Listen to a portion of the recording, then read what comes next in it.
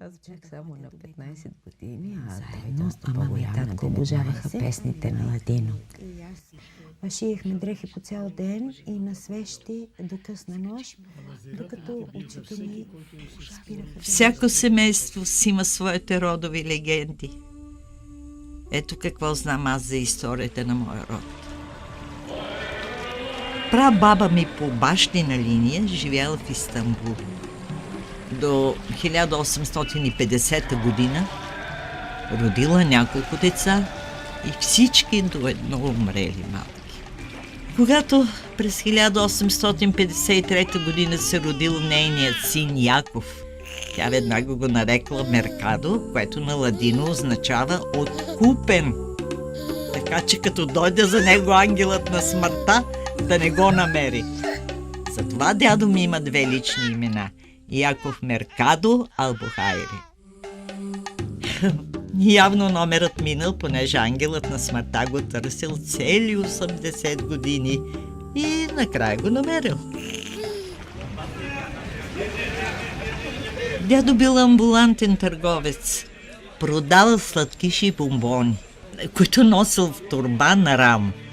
През 1882 година жена му умряла и той дошъл в България. Довел невръстният си син Соломон, който после ще порасне, ще се ожени и ще му се роди дъщеря, т.е. аз. Дядо продавал всякакви дреболии. Игли, кърфици, сладки и бомбони. Моите другарчета го обожаваха, защото джобовете му винаги бяха пълни с бомбони и ги раздаваше на всяко срещното дете. Редовно ходил да се моли в нашата синагога, където имал запазен стол срещу тевата. А това е моят баща Соломон Албухайре. Той е роден в Истанбул през 1880 година. Доколкото знам, него го сгодили за майка ми, която е от Пловдив, с помощта на сватовници. Двамата се оженили в синагогата в Пловдив. Ето ни, майка ми, брат ми Жак, който е роден през 914 година, и моя милост. Аз съм родена през 916 година, след мен и брат ми Майер, роден 24-та година. Ще ви разкажа за Бургас. Вкъщи си говорехме на ладино, а градът беше пълен с евреи търговци. Едни бяха млекари, други разнасяха всякакви стоки. Ние всички бяхме сефарадски евреи, с изключение на две семейства ешкенази. Имахме голяма двоетажна къща, точно до турската баня. Мама ни водеше там да се къпе всеки петък. Бургас беше особено място. От едната ни страна живееше гръцко семейство, от другата страна беше арменския поп. Едно семейство българи, а също и турското семейство, което държеше банята, живееха срещу нас през улицата. Семейството на майка ми на излет край Велинград през 20-те години. А дядо ми по майка се казваше Майер Леви и беше търговец на платове от Пловдив. А това е нашето семейство в Бургас през 30-те години. Тогава времената все още бяха добри за нас. Това си личи и по това как сме облечени. Бях 14 годишна и учих в българско девическо училище. В Бургас имахме много най-различни еврейски организации. Ашумер Ацаир, Бетар, Макаби, но се разбирахме помежду си добре. Тук съм с група приятели, заедно карахме курса, за да станем еврейски учители из цяла България. След като завърших учителските курсове през учебната 36-37 година, прекарах 2 години в София. През 1938 година постъпих на работа в еврейското училище в Бургас. Там е направена тази снимка.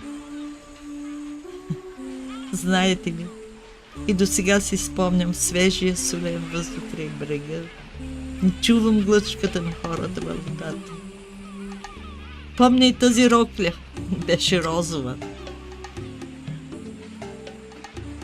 Бях учителка по иврит в еврейското училище. Бях млада, само на 21 години. Но обичах децата и те ме обичаха. До мен е Флора Анжел. Ето го и Сабето. Той после стана лекар-невролог. Живее и работи в Бургас. Момчето до него е Морец, който като порасне ще стане голям пианист. Той емигрира в Израел. Слабото момиче от лявата ми страна се казва Симхайка. А тук момичето в средата играе ролята на царица Естер. Казваше се Бела Сиди. Много години след това, като се върна от Израел в България, Бела дойде да ме види. Моят колега, другият учител, е Мойс Коен. После дойде войната. Трябва да кажа, че като малка не бях усетила никакъв антисемитизъм, но щом стана гимназистка, го изпитах върху себе си.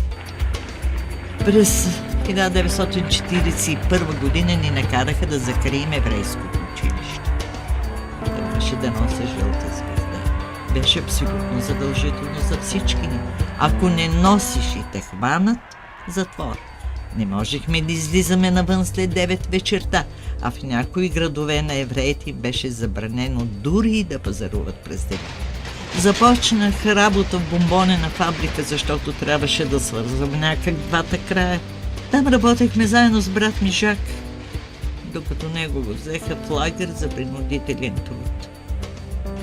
След някое време през март 1943 година ни казаха, че ще бъдем депортирани.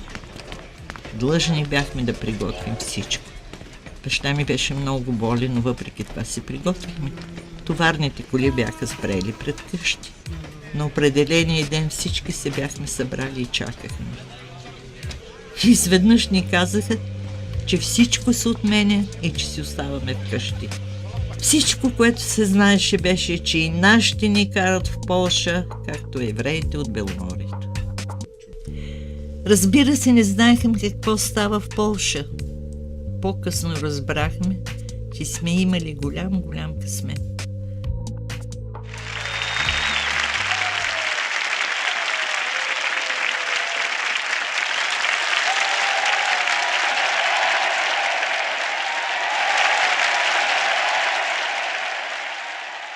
След войната повечето български евреи заминаха за Израел. Нашето семейство остана. Баща ми почина в Бургас през 1948 година и майка ми се премести да живее с мен. Двете отбелязвахме всички празници по наш си начин, но самотно, винаги само двете. Отминали бяха дните на големите общи празненства. Навсякъде из България синагогите запустяха и се превърнаха в развалини. През 1945 година брат ми Жак се ожени за Грация, а Майер се ожени за Мария. Създадоха си свои семейства. Аз завърших университета с докторат, известно време бях университетски преподавател, а след това работих като учителка дълги години. Изучих хиляди ученици, но разбира се, еврейските училища си останаха затворени до едно.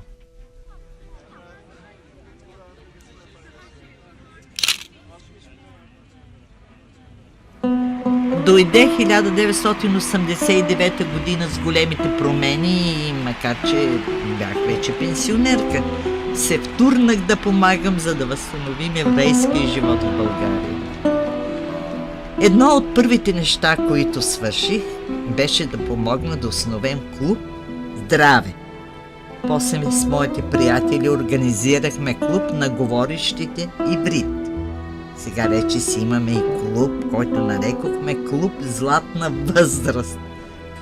Там ние, пенсионерите, се срещаме всяка събота след обед.